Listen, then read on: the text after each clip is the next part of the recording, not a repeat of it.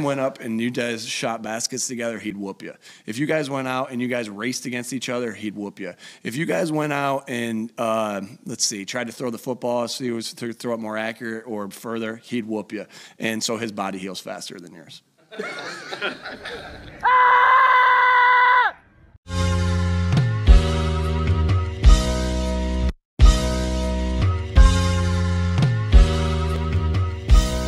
Step back and watch the step cook. You want 17 birds? Big ring, I play for the 17 birds. Hit my line if you want 17 birds. Big ring, I play for the 17 birds. I know a guy if you want 17 birds. Big ring, I play for the 17 birds. I know a guy if you want 17 birds. Big ring, I play for the 17 birds. Yeah, I'm from the 17. Yes, sir. Yes, sir. Yes, sir. Yeah.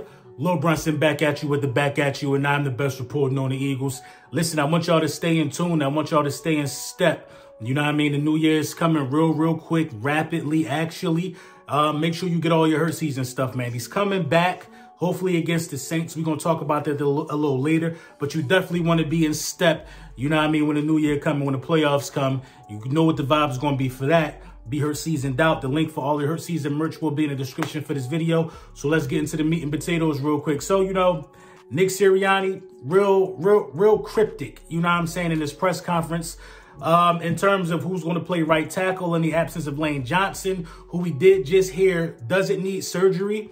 He'll be back for the playoffs. He's going to put the surgery off until the off season. So you already know he's going to be less than 100% for the playoffs. So, you know, his backup and his replacement, I think it's very important that you decide who this person is going to be now, because this guy is going to probably be playing a lot in the playoffs as well. You never know if Lane's situation flare up or if it get worse on him. So whoever this guy is, you got to name him right now. You got to name him with precision. You know what I mean? This is very important. Now, the way I see it is that you don't want to do too much shuffling. Now, what's too much shuffling? Now, the minimum amount of shuffling to be done is Lane is out, put in Driscoll. One guy for one guy.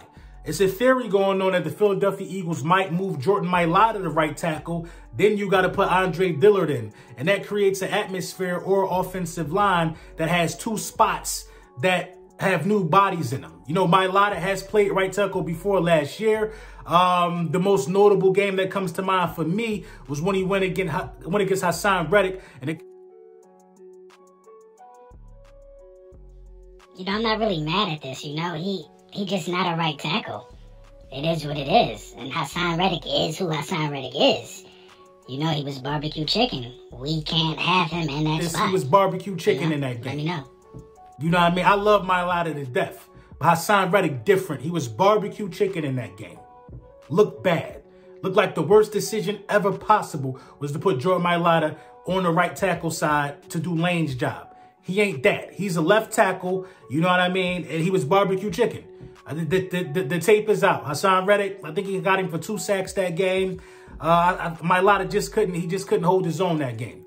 And you don't want to do that. You don't want to be in a position where Dillard, who, you know, he ain't new to playing left tackle, but he ain't play a lot this year. And you don't want in a position to, you know, have Lane Johnson at. You don't want to have both of your tackles being fairly new to their jobs going down the stretch, because you got a quarterback who also isn't 100%, and that could put him in a really bad way. So if it's me, I'm bringing in Jack Driscoll, who is a right tackle by craft, you know what I mean? And I'm keeping, you know, Mailata right where he is, and I'm having our first round pick, you know what I mean, Andre Dillard on standby. So I think that's the best way to go about this. Nick Sirianni don't even want to address if Jalen Hurts is playing or not. He's playing the smoke and mirrors games with the Saints. I think it's a little uncalled for because you're better than the Saints. If Jalen Hurts is going to play, we need to be knowing that now. Or we don't need to know it now. What has to happen is you have to win this game. Now, will I be a little nervous if Gardner Minshew plays? I will be a little nervous. Gardner Minshew's coming off of a losing effort. You know what I'm saying? He threw 2 picks in that game. He missed wide open wide receivers in that game. What we're not going to do is act like Minshew not serviceable. This is the correct play call to beat this zone. Minshew doesn't set his feet, and he floats the ball. He floated way too many balls, man. You know, I'm surprised that his mechanics was this off. You know what I mean? Like drifting back, throwing, just floating that up there. You got to put some power on that, and we get 6. Instead, we got 3. Turned into 3. So Gardner Minshew was great statistically, but Gardner Minshew made some really questionable throws, in my opinion, which I feel like, you know, could have somewhat been a tipping point in the game. You could talk about the 3rd and 30. That was crazy as well. But I think Gardner Minshew could have been better.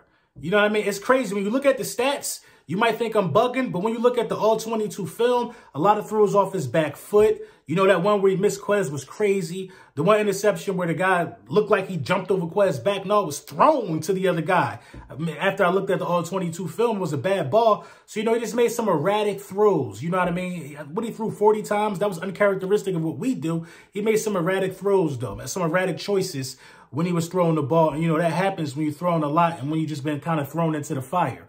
You know what I mean? But all in all, you know, we're not going to cry over spilled milk. We're not even going to worry about that. Obviously, Jalen Hurts gives you the best chance to win. I think that this is so much of a must win that, you know, if Jalen Hurts is 90%, 85%, you got to put him out there. I like 85% Jalen Hurts more than 100% Gardner Minshew because Jalen Hurts still gives you the threat and installing the fear in the defense that, hey, this guy can tuck it and run it. So, you know, we got a lot of things to look forward to for this Sunday game, like who's going to play quarterback for us. It's not a guaranteed win if Gardner Minshew play quarterback. I'm sorry. It's just not a guaranteed win. It's still very, very winnable. He's still got a lot of weapons around him. But now we're in a situation to where we got to go out there in full battle rattle. We got to go out there in full combat mode. You know what I mean? Against the New Orleans Saints. Yeah, we full battle rattle against these guys without Lane Johnson, potentially Gardner Minshew out there again. You don't want to lose this game and have it come down to a game against the Giants. Yeah, you manhandled the Giants. You blew them out, but you don't want to have that. You don't want to have that. I think it's unnecessary pressure, unnecessary stress. I think the Philadelphia Eagles need, and listen, the Saints need to win. You know what I mean? This is not a game where the Saints can say, it is what it is, the season over. No, they ain't a tight race in that division. They're in a tight race in that division. I think 3 teams in that division got the same record. 7 and 8 or something like that. It's tight over there, yo. So guys got to put their best foot forward. They got to put their best foot forward. We can solidify, you know, our draft pick by these guys not being a playoff team. We can make our draft pick that much stronger. We can put the shirts on at home, and we can get our guys the much-needed rest, man. Let me know what y'all think in the comments about who should start at the right tackle position. Are you looking forward to seeing Jalen Hurts start? I think it's a must-start situation. You kind of got to treat it like a playoff game because you can rest for 3 weeks. You can rest for 3 weeks. You won't have to play again until the 3rd week if you go out there and win this. And 2 weeks of rest is much needed for Jalen Hurts, much needed for the team that have been putting in the work, getting us to, you know, 13-2. Just go out there and do your jobs, man. Let me know what y'all think in the comments, man. Who should start?